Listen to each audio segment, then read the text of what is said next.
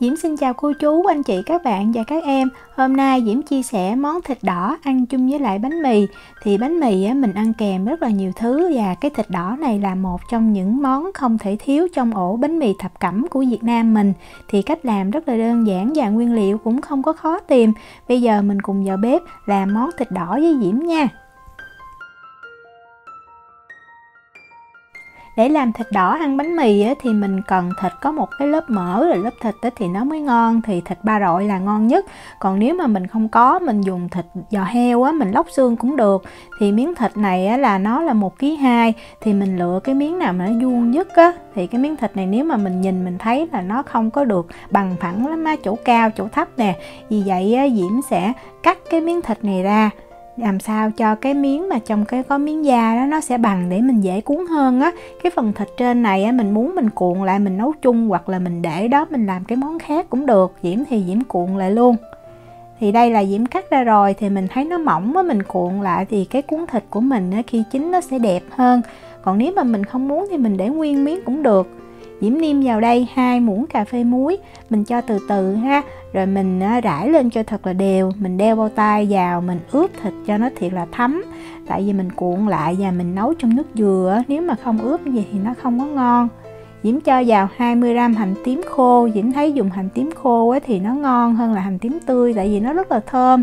Đó, mình cho vào thì mình cũng bóp lên cho nó thiệt là đều Sau khi mà mình thấy thịt nó đều hết rồi thì mình dùng cái màng bọc thực phẩm mình bọc lại, và mình sẽ để cho thịt nó nghỉ ở trong tủ lạnh nha.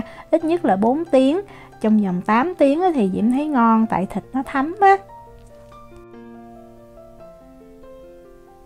Thịt này Diễm để trong tủ lạnh được 8 tiếng thì mình mở ra và mình bỏ cái phần mà hành tím khô đi nha.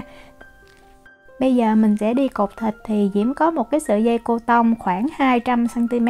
Tùy cái miếng thịt mình nó dày hay là nó mỏng mình cắt 200 đi. Mình chụm 2 cái đầu dây lại và mình kéo một cái đầu dây cho nó dài ra khoảng 20 cm. Cái này là cái cách cột giống như Diễm có cột bánh tét Diễm đã chia sẻ rồi. Rồi mình để cái dây như vậy nè, mình để miếng thịt lên. Và để cho cái thịt nó ngon thì mình lưu ý là mình cuộn cho nó chặt tay nha. Để mình chặt tay thì miếng thịt nó sẽ dẻ hơn, lúc mà mình nấu ra nhìn cái miếng thịt đẹp hơn. Đó, rồi mình cứ cột lại thôi, mình cứ xem Diễm cột Thì trong cái video bánh tét Diễm chia sẻ cách cột kỹ hơn. Còn ở đây thì Diễm cột, Diễm quay cũng hơi nhanh. Diễm có xem một cái video chia sẻ về cái cách làm thịt đỏ của một người Hoa, một cái tiệm bánh mì nổi tiếng ở Sài Gòn Thì lúc mà trước khi cuộn thịt về nè, người ta có cho một cái bột gì trắng trắng vào trong cái miếng thịt Diễm không biết là cái đó là muối nở hay là bột nổi. Diễm cũng có cho thử, nhưng mà Diễm thấy cái miếng thịt mình ra nó cũng giống nhau Vì vậy mình không cần Mình cột, mình siết lại cho chặt nha. Thì cái vòng cuối cùng Diễm thấy là mình nên luồn dây thêm. Trong cái video bánh tét thì mình không cần, nhưng mà thịt này Diễm thấy mình cuộn lại, mình luồn dây vô gì cho cái cục thịt của mình nó chắc hơn đó. Mình làm hai bên luôn nha. Đó, rồi xong mình cột gút lại. Mình luồn cái dây này vô cái dây bên trong vậy nè cho nó chắc. Cột thiệt chặt nghe. Vậy là mình đã cột xong rồi. Mình muốn mình chỉnh lại cho nó ngay ngắn, cho nó đẹp Cái miếng thịt mà hồi nãy mình cắt ra ở bên trên thì Diễm cũng cuộn lại cho chặt tay và mình cột lại luôn. Cái miếng thịt này thì lúc mà mình ăn có thể nó không có béo thơm bằng cái miếng thịt mà có da.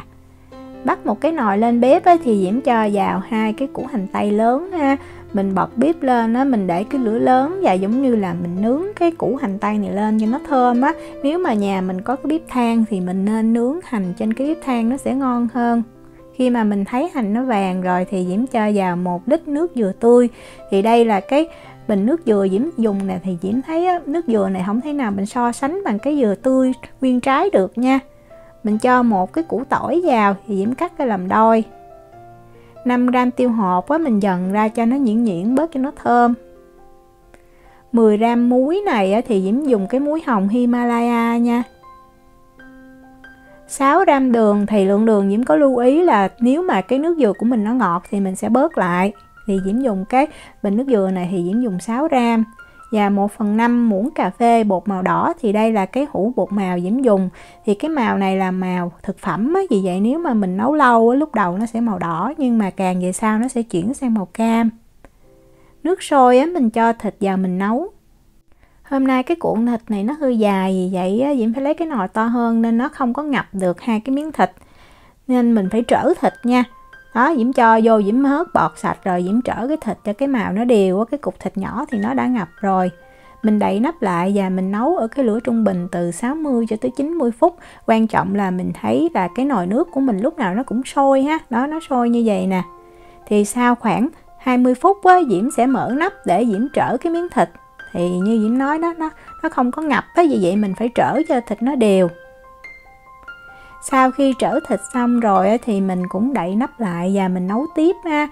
Thì cái cục thịt nhỏ đó nó sẽ mau chín hơn là cái cục thịt lớn. Thì cái cục thịt nhỏ Diễm 45 phút Diễm mở ra Diễm kiểm tra. Mình dùng cái đôi đũa đó, mình xiên vào cái cục thịt. Mình thấy mình ấn vào mà mình thấy nó giòn và nó mềm, nó xuyên qua rất là dễ dàng. Và lúc mà mình rút ra mình thấy cái nước nó chảy ra là nó không có màu hồng ha, là mình vớt miếng thịt ra được. Vớt ra thì mình đậy cho kín nha, để tránh cho cái miếng thịt của mình nó bị khô. Sau đó mình tiếp tục mình đậy lại, mình nấu cái cục thịt to này cho nó chín. Thì Diễm nấu tổng cộng thời gian cái cục thịt này khoảng 90 phút á. Diễm dùng cái cây đũa, Diễm xiên vào thử, mình thấy xiên vào rất là dễ dàng. Và khi mình rút cái chiếc đũa ra thì mình thấy cái nước nó chảy ra, cái màu nó rất là trong, nó không phải là màu hồng ha. Như vậy là chín. Thì mình vớt thịt ra, mình để cho nó nguội khoảng cỡ 1 tiếng là mình ăn được. Cái phần nước nấu thịt á, thì Diễm sẽ lấy cái rây á, Diễm rây lại. Tùy mình thích nha. Nếu mà mình thích cái thịt nó thiệt là đậm đà thì mình nêm cái nước này cho nó mặn. Nhưng mà nếu mà nó mặn thì mình không có làm cái nước sốt được. Cái này là Diễm nêm cái thịt nó vừa lạc thôi chứ nó không có đậm đà nha. Mình sẽ bắt cái nồi nước này lên trên lửa nấu trong vòng từ 20 cho tới 30 phút cho nó cạn còn phân nửa đó, để cho nó đặc lại và nó ngon hơn. Sau 30 phút thì Diễm kiểm tra, Diễm thấy cái nước nó còn 1/2 thì Diễm cho vào 1 muỗng cà phê bột nêm gà và mình nêm lại nha. Cái này thì nó phải mặn, nó đậm tí xíu tại vì mình sẽ chan vô trong bánh mì á. Nếu mà mình thích mình để nguyên về cũng được, còn nếu mà mình muốn cho nó sệt á thì mình pha tinh bột khoai tây với lại nước. Thì Diễm pha 2 muỗng cà phê tinh bột khoai tây và 4 muỗng cà phê nước á, Diễm cho vào từ từ. Thì Diễm cho hết luôn, còn nếu mà mình cho từ từ để tránh nó bị đặc quá cũng không có ngon. Mình để cho cái nước này nó sôi lại, vậy là mình xong cái phần nước sốt. Thịt nguội rồi thì mình cứ cắt ra ha. Diễm thấy cái thịt này á, mình ăn lúc nào thì mình cắt lúc đó, mình đừng có nên cắt sẵn thì cái miếng thịt của mình nó sẽ bị khô. Thịt này như Diễm nói nó sẽ không có đậm đà như là thịt xá xíu nha, mà nó sẽ có cái vị hơi mặn nhẹ và ngọt ngọt thôi. Thì mình ăn chung kèm với lại pate đồ nữa ha. Cái miếng thịt đó mình nhìn rất là ngon luôn, và cái miếng da mình ăn nó dai dai nữa.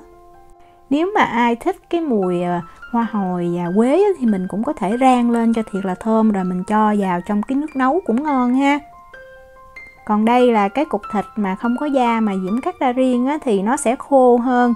Thì lúc mà Diễm cắt ra mình nhìn nó vẫn có lượng nước ở trong thịt, nhưng mà nó không thể nào so sánh bằng cái miếng thịt mà có da. Diễm chúc cô chú, anh chị, các bạn và các em làm được món thịt đỏ thiệt là ngon. Nếu mà có thắc mắc gì thì cứ để lại lời nhắn hoặc là gửi tin nhắn cho Diễm. Diễm cảm ơn sự quan tâm theo dõi video rất là nhiều. Hẹn gặp lại trong những video tiếp theo. Chào tạm biệt.